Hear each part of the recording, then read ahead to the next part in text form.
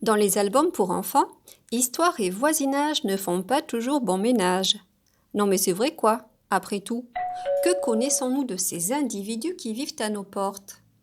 Dans Mon voisin, le tout premier album signé par Valérie Strulu, aux éditions Anne Batté, Lapin s'interroge, disant qu'il a de sérieux doutes concernant l'identité réelle de son voisin.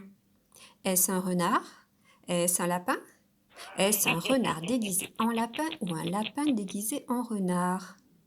Et pourtant, parfois, tout commence bien entre voisins. Prenez par exemple Lapin brun et Lapin gris, les deux protagonistes de l'album La Brouille de Claude Boujon, édité à l'École des loisirs. Au commencement, tout va bien.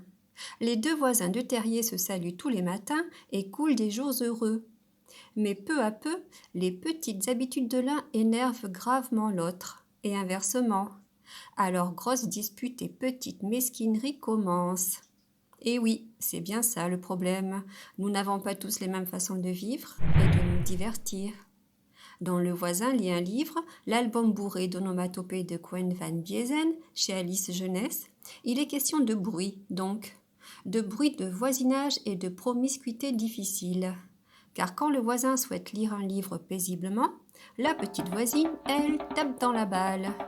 Elle chante une chanson aussi, fort, très fort. Et puis elle joue de la grosse caisse, jongle, boxe. Le voisin n'en peut plus. Il cogne contre le mur et exige le silence. Parce que chut quoi, le voisin lit un livre.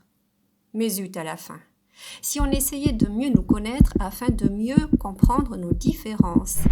C'est exactement le propos de Mon voisin. Vous savez l'album dont on parlait tout à l'heure.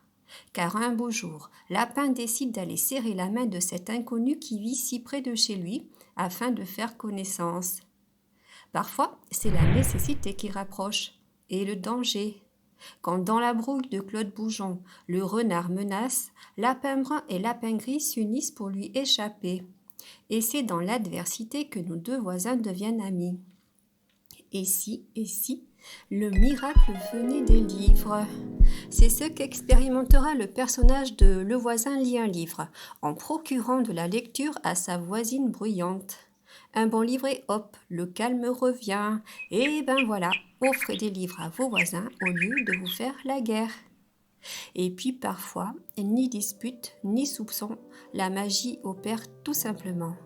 Dans Les voisins musiciens de Junko Shibuya aux éditions Autrement, c'est la musique qui relie nos deux personnages.